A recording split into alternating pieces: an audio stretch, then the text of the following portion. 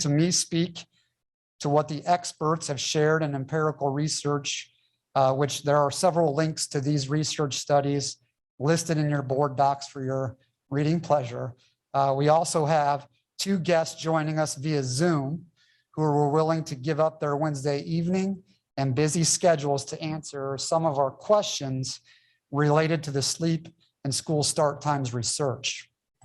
The two experts joining us this evening are Dr. Canapari and Ms. Payne. First, Dr. Craig Canapari is a pediatrician specializing in sleep medicine and pulmonology at Yale New Haven Children's Hospital.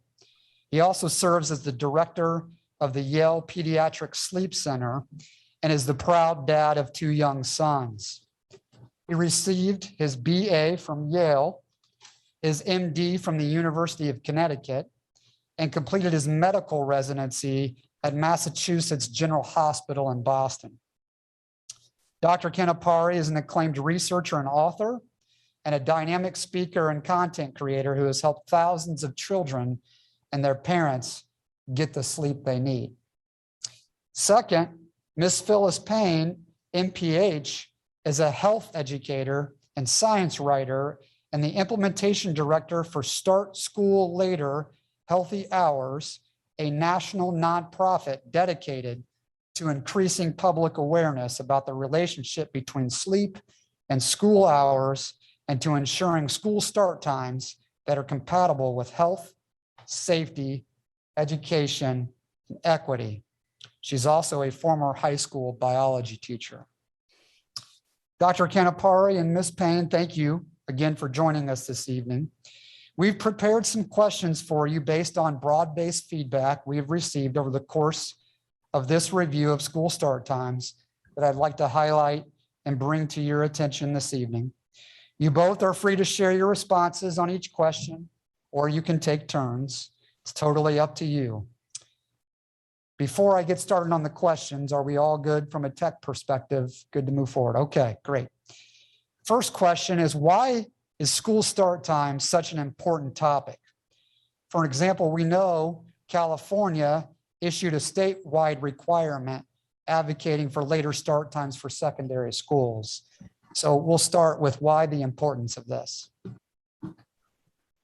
Sure, I can take this one. And thank you so much to the board for asking us to speak on this very important topic. I would say that school start times are an important topic for two reasons. And the first is that research has shown that teenagers in the US are generally quite sleep deprived. About 70% of teenagers are not getting the recommended 8 to 9 hours of sleep a night. And the other thing that makes this topic so important is that school start times are the primary determinants of how long teenagers sleep at night. And this has been the case, interestingly, since Mary Carskadden, who's really the woman who started researching sleep in teens in the early 90s, found that teenagers really were at the mercy of their school districts in terms of how much sleep they were getting. And it's important to note, when you think back to the early 90s, teenagers didn't have TikTok, Instagram, YouTube, or Fortnite, but yet they were still struggling to get enough sleep at night. So I think there's no doubt that teenagers have to be responsible about dealing with their electronics, but this is an issue that we can't just attribute to technology or teenage behavior. And I would say that we all need to focus on helping our teens build resiliency and positive mental health, and sleep is a prerequisite for that, and it's a prerequisite for learning and safety. So, you know, there's so many benefits that come from this change that it's really important to implement it. Describe for our audience the empirical research over the last 30 years that demonstrate later start times for adolescents and teenagers are of benefit. Yeah, this is, I feel like it's like being at a dissertation presentation here, because there really is a lot. And one of the things that's interesting about the start time literature in general is that first of all, that practically all of the studies in this range show clear benefits from start time changes for teen health and safety. And the other is that the effect of the magnitude of the benefit from these changes is quite significant. So from researchers in other domains often look at this literature and they're like, they're happy to see small improvements in the metrics they're looking at. And start time changes seem to improve teen academics, teen health, and provide psychological benefits to teenagers as well. There's many studies to highlight, and I know Phyllis has a couple of favorites too. I want to just highlight two that I always come back to. And the first was a study by Verona et al. That was published back in 2014. And this really, I think, highlights one of the most important issues, which is the fact that this is a safety issue. These authors looked at the pattern of automobile accidents in two adjacent counties in Maryland, Chesterfield and Henrico counties. Virginia. Demographically, these counties were quite similar in terms of the socioeconomics, the race, ethnicity of the students. The difference is in Chesterfield County, the students had to be at high school at 7:20, and in Henrico County, it was 8:55 a.m. when they had to be at school. And they showed that the teenagers in Chesterfield were 70% more likely to have car accidents. The fact is teenagers aren't great drivers, right? They're inexperienced drivers. And one of the biggest risks to a teenager is getting in a car accident. So I think this is very dramatic. I know also, and Phyllis and I were emailing back before this presentation, Kyla Wallstrom's paper showing that it's pretty much a direct correspondence between when school starts and how much sleep teens get. Because this is something that often comes up when parents who are worried about bell time changes, and bell time changes are very hard, and will say that, well, kids are just going to stay up later. And it's very clear that actually when school starts later, teens tend to go to bed at the same time. There's actually some research that came out of Minnesota that show that teenagers may actually even go to sleep a tiny bit earlier because, and this is, I think what the researchers were hypothesizing, because they were actually getting their homework done more efficiently.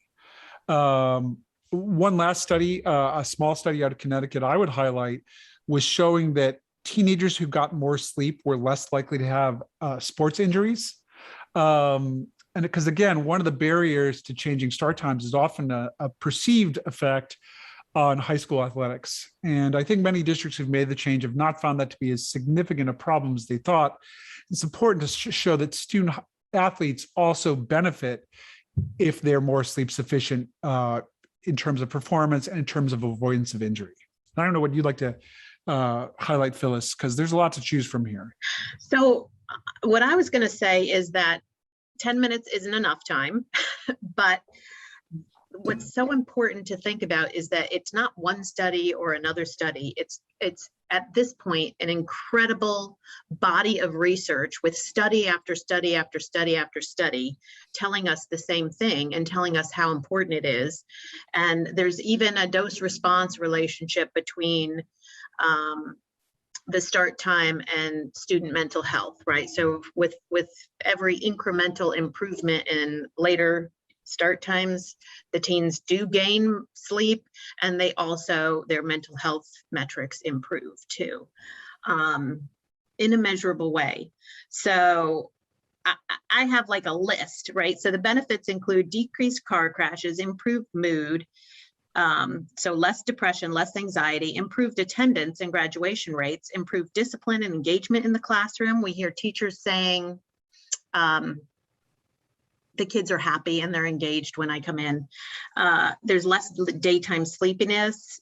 There's a decreased risky behavior and substance use. I mean, the list goes on. And so that is why so many organizations, including the American Academy of Pediatrics, the American Academy of Sleep Medicine, the National Sleep Foundation, the American Psychological Association, the National Association of School Nurses, and that list goes on too, have positions in favor of scheduling the day to align with the student body clock. And I would say that the 8:30 the Kyla Wallstrom study that Dr. Canapari was talking about, it shows that 8:30 is a tipping point. And that's when more than 50% of the kids are able to get 8 hours of sleep, which is the minimum amount of sleep for this age group. So that's my 3 cents. One of the things our task force uncovered while we were reviewing the research was kind of asked the question, well, what about our elementary students? There doesn't appear to be much here with regard to our elementary students. And I was just curious if you could speak to the implications for our elementary school students if they were to have to start, say, 7:30, 7:45 time range. What are the implications of that for our younger students? This is a common concern, and obviously, elementary school parents are often very engaged in about this issue. I think, first of all, just to think is, I'm sure many of you guys are parents. I'm a parent as well, and when your kids are little, they tend to be early risers, and this is pretty clear across the board. Of course, there's a range of it, but most children before puberty don't have much difficulty getting out of bed in the morning. And once they hit puberty, that's when their sleep schedule naturally shifts later by 2 to 3 hours. I know that a researcher that Phil and I know very well, Lisa Melcher, published a study looking at 28,000 students from elementary through high school in districts that had made high school start time changes. And in the majority of these districts, the way that this had been done is high school had gone later and elementary school had gone earlier. What they had found in this research was that high schoolers were getting on average 3.8 hours of extra sleep per week, with 20% with less daytime sleepiness. Middle schoolers had an extra 2.4 hours of sleep in a week after the change. And I think the important thing was there was no effect on sleep duration in elementary schoolers. They were really getting the same amount of sleep as before their school time shifted earlier. And that's because, we talk about high schoolers' sleep duration being determined by the time they have to be at school. I know look, the district of where I live, I've tried for years to get our high school to start later. We got a very small change and we're trying to go back and get more. The elementary schoolers get in at like 9 in the morning. I mean, the majority of them up for an hour and a half, just pestering their parents so they get on that bus. So it really does seem the research has suggests that the elementary schools don't have an adverse effect. I'm going earlier. For going earlier. Yeah, I think some educators have voiced concerns if you shift everything later, like let's say high school, middle school, elementary school all go later. And this is more anecdotal, but I've heard from educators that a lot of elementary schoolers are kind of fading after like 3 o'clock in the afternoon. We did see, to a large degree, again, it wasn't part of a study, anecdotal, but we had a huge number of snow days one year. And so in order to make up the time, they ended up extending the day for everyone. And by the end of, the afternoon, we heard it was really not helping the little ones because they couldn't continue to focus after a certain point in the afternoon, which has to do with their circadian rhythm too, right? Sure.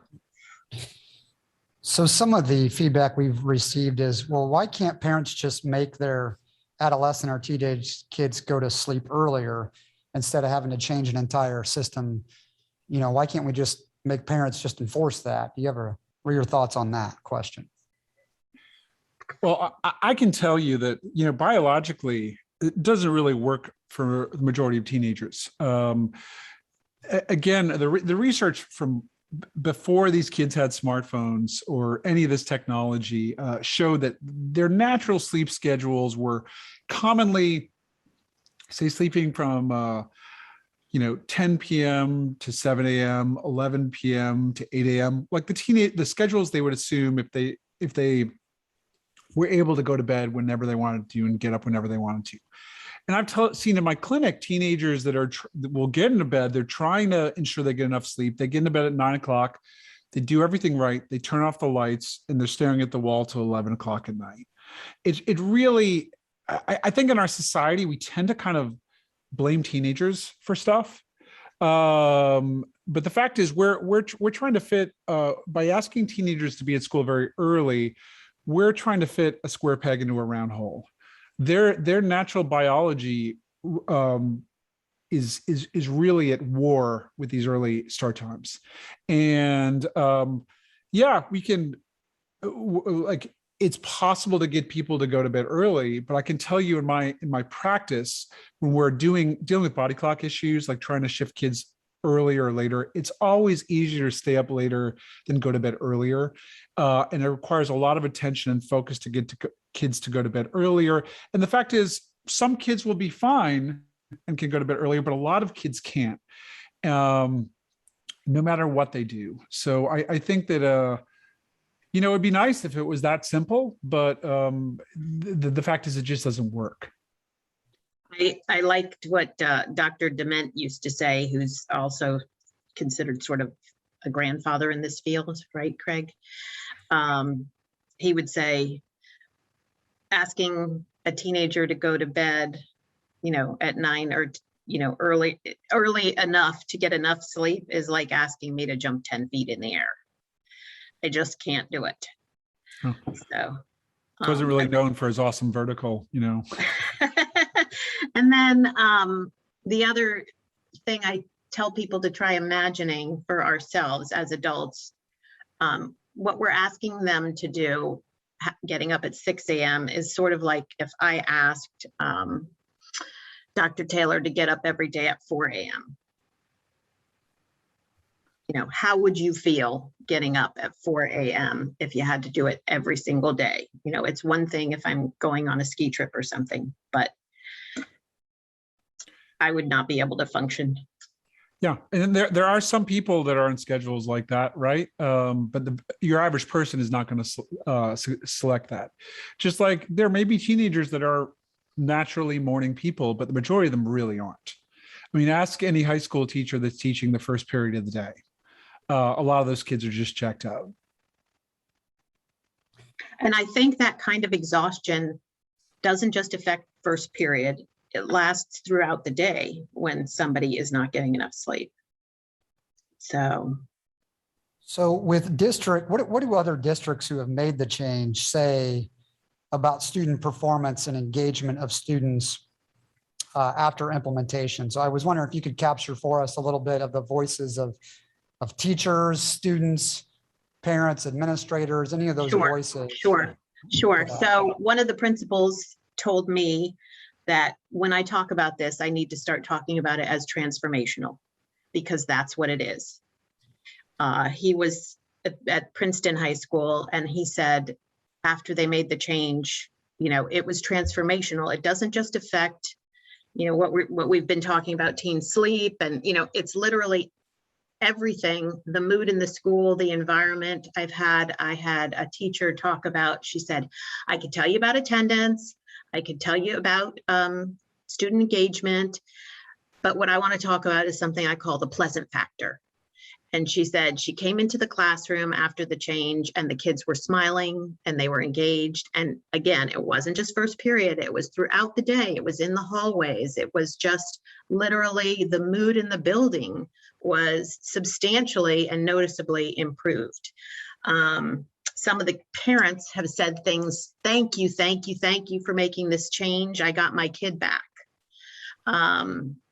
We've heard the kids sometimes, some kids will say, oh, I'm just going to stay up later. I can't possibly get any more sleep. I'm busy every single minute of the day. And in fact, then after the change, they say, wow, now that I've experienced it, I really feel better and I'm more efficient. These are the kinds of things that we hear, really positive. And I think I forgot to mention one of the other studies that I thought fascinating was we found the kids were eating breakfast before school. So in Fairfax County, where I live, after we made the change, That was one of the things that the follow-up studies showed. They showed improved mood, and that were more of the high school students were eating breakfast before they went to school. And are there costs that we need to be aware of if we were to continue not being aligned with the school start times research for our teenage students? Absolutely.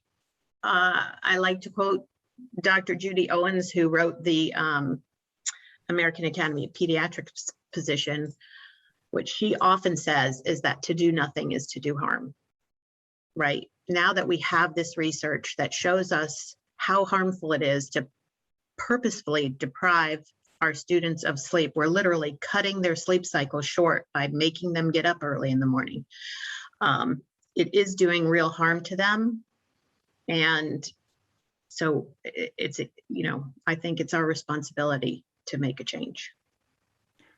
Yeah, I mean, Judy also talks about early start times being like a toxic exposure, right? When we think about the side effects of chronic sleep deprivation, academic ones include poor grades, tardiness, higher dropout rates. Health effects can include obesity, hypertension, a risk of auto accidents.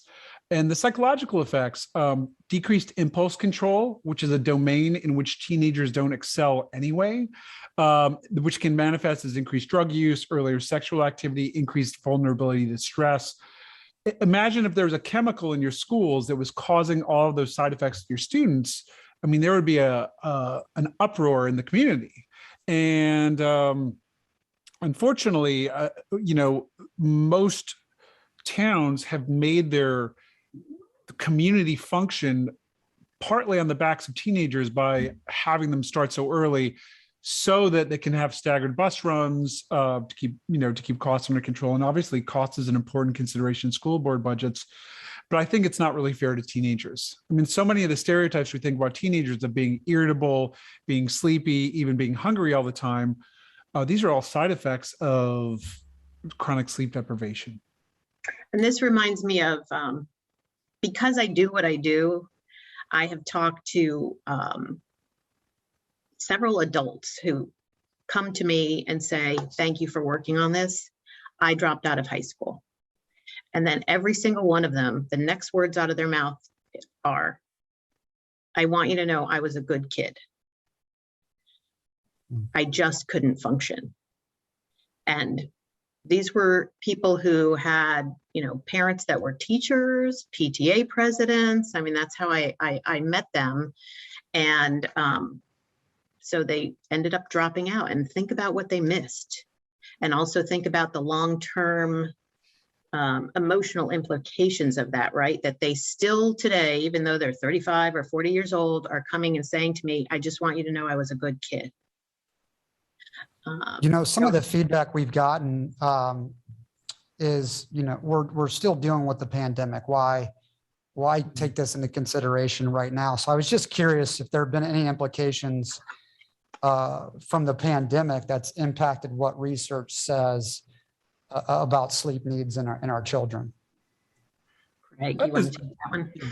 This is a super interesting topic. I think first off, when we think back to what seems like 10 years ago, which was the spring of 2020, when all of a sudden everything was remote. This was really hard on a lot of parents and kids. One of the few silver linings was that many kids were sleep sufficient for the first time in years. And there was a study that came out of Switzerland recently that was showing about teenagers were sleeping about 75 minutes later during online schooling. Concurrent with that, there was less caffeine intake, less alcohol consumption in the teens, and markers of depression. Of course, that's in Europe. There was also a study of 5,000 teens in the US demonstrated by far more teens were getting sufficient sleep, even with the same bell time, because you could just roll out of bed right before your bell time and hop on your Zoom. I think it's, having talked with people in my districts and other districts where I know people working in education are really stressed right now, right? Parents are very unsettled and stressed. They're passing this along to to educators. To me, I think we also have to think about the kids. I mean, kids are incredibly stressed and anxious right now.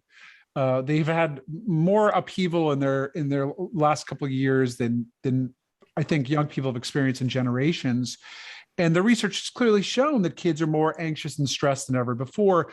We know that sufficient sleep is a buffer against what we call toxic stress, right? Like a little bit of stress is helpful, right? Imagine you're working your muscles in the gym, you're stressing them, and then they get stronger. But you stress them and then you rest, and then they get stronger. Toxic stress is when you're stressed all the time. And we know that so many children are struggling right now.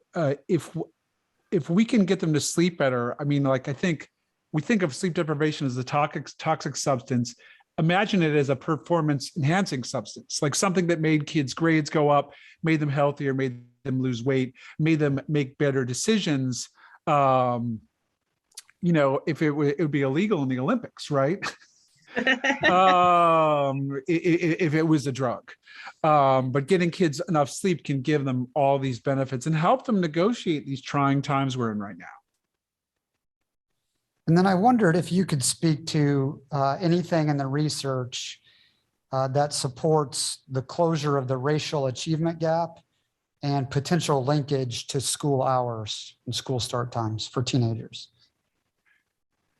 I think this is actually one of the most exciting aspects of this. Because first of all, we know that school start times,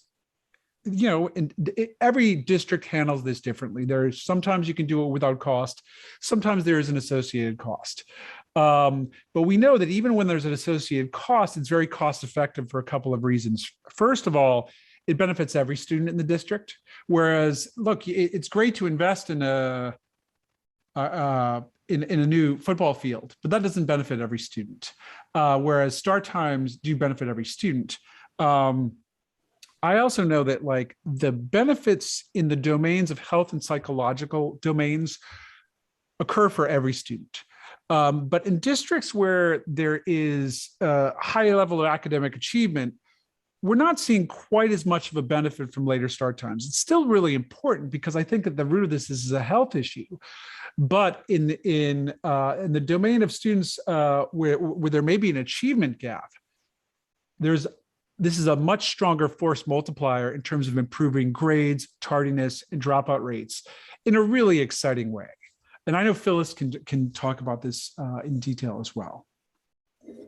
Oh, I was just going to say this, the study that I think about, I think it was Finley Edwards' study, it showed twice as much benefit for disadvantaged kids in terms of academic achievement. So I do think that there's, what Craig was talking about, like, I think there are ceiling effects when kids are super high achievers.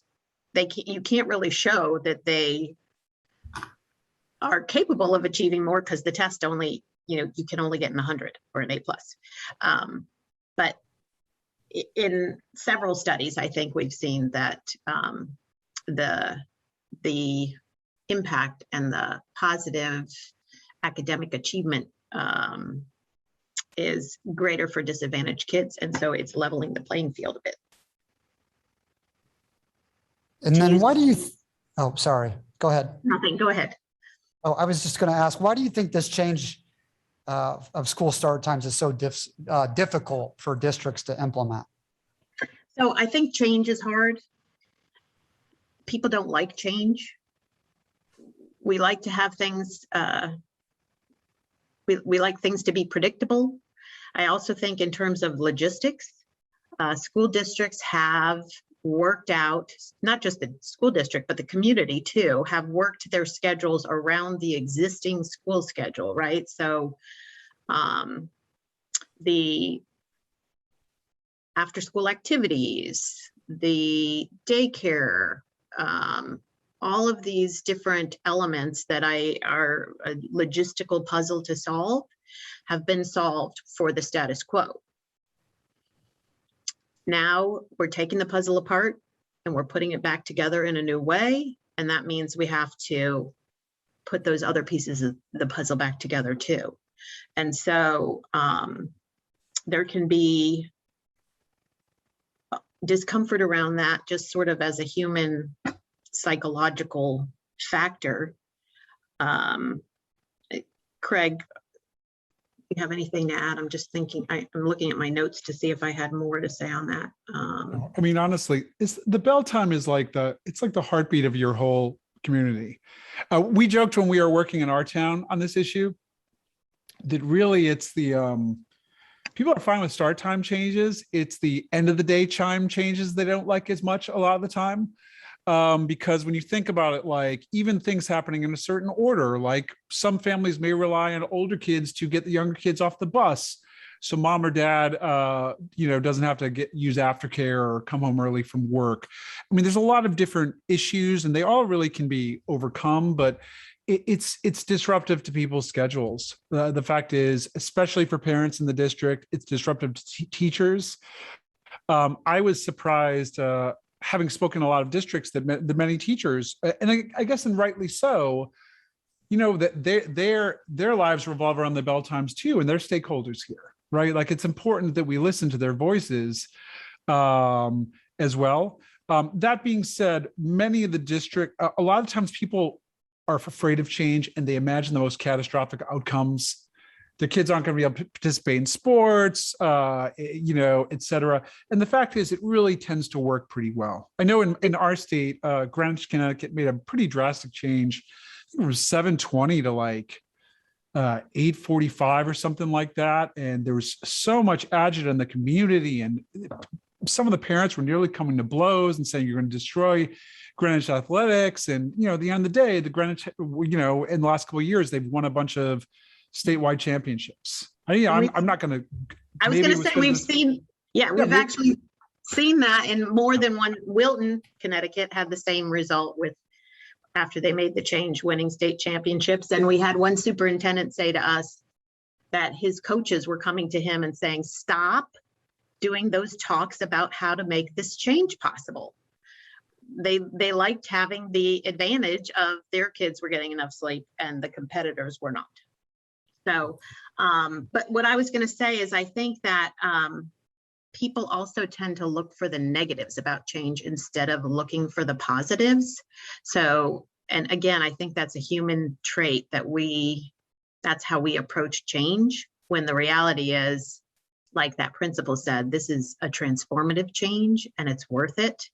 And as school districts walk through this, it is important for you, the school leaders, to provide reassurance about the fact that, yes, we are listening and here's what we're going to do in response. And we have a new schedule for you. And this is what we're going to do to respond to this concern and so on. And then I wonder, I'll turn it over to board with any questions here momentarily, but there was a technical question. I wondered if you could explain circadian rhythm a little bit more to our broader community that may not be familiar with what that means. Sure, I'll take this one. So when we think about what determines when we fall asleep and when we wake up, in sleep physiology, we talk about the two process model, meaning there are two systems in the body that kind of determine when you're ready to go to bed at night and when you're ready to wake up in the morning. The first is called sleep drive, and that's really easy to understand, right? The longer you're awake, the more likely you are to fall asleep. I can testify as a resident before they had resident work hours. When I was working a 36-hour shift, I was pretty tired at the end of that. So that's the first system. The second system is the circadian system. And the circadian system really, it regulates, it's like a clock for the entire body, but think of it as a wakefulness signal. So as your sleep drive increases, the longer you're awake, the circadian drive is what keeps you from having just a series of cat naps from the afternoon on. It provides a wakefulness signal to counterbalance that homeostatic sleep drive or the sleep drive, and to stabilize so we can function for an extended day. And really, that's what we see when shifting later in teenagers, is that wakefulness drive. And, it's not necessarily a totally linear process like in insomnia, we talk about the forbidden zone. And if you have small kids, you put your kid to bed at 8 o'clock, you're like, oh my God, I'm so tired. I could go to sleep right now. And then 2 hours later, you're watching Netflix and you're like, I am wide awake at 10 o'clock at night. That's that second circadian wind. That's that forbidden zone of where you can't fall asleep because you have that wakefulness signal coming in. So we All right, might at this time, wanna- I can. Oh, I go was ahead. just going to say, we might want to send a slide or something with that, because I think that's hard to follow when you don't. Yeah, I have could that. send you guys some pictures. Yeah, we would appreciate that. I'll turn it over now to our board. Any questions for our guest board? Dr. Taylor, first of all, I do want to thank on behalf of the board and the administration, a panel of experts for participating this evening. It is very interesting. It's there's something about study. People that don't read studies all the time, you never know if you're getting a right study or a wrong study. I wanted to tell the panel of experts, I'm going to turn over to the board here for questions. I have some as well later. I think this board is very clear, prides itself on asking direct questions, and we don't intend, obviously, any offense to something that obviously you believe in, but we just want to ask direct questions because Okay. we have a public that asks difficult questions, challenging questions, and there's obviously more than one perspective. I'm going to start with board member Ms. George Davis. Hello, again, thank you for being here. I want to start with a clarification question about the younger students. You mentioned that in one district who had a ton of snow days, they made the school day longer. Are you saying that they were tired because it was later or because the day was longer? Yes, imagine- I'm sure it's both. And I did say, it is, and that was no study. That was just observations locally. But we have heard a lot of observations from teachers saying that once it gets later in the afternoon, that younger children, and I think that also goes along with their circadian rhythm, right, Dr. Canapari, that, the youngest ones are probably really still just getting over the need for a nap in the afternoon.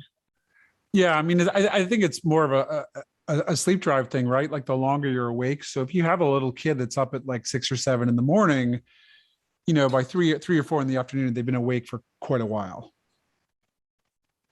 Okay, and then this just hit me as you were ending, but you mentioned the older students caring for the younger students. Has anyone looked at those students having to now get up early to care for the younger siblings because parents go to work? Sure. So it's interesting because in terms of daycare, right? Daycare is going to be a problem until the school day is as long as the parent work day. Daycare will be a problem either before school, after school, or on both ends. So one advantage actually to having the younger students go earlier in the day is that they only have one transition. They can go straight from home to school and they don't have a stop at daycare in the middle. I would suggest you consider, when we looked in our district to see how many families actually had older students that were watching younger students, it was a relatively small percentage.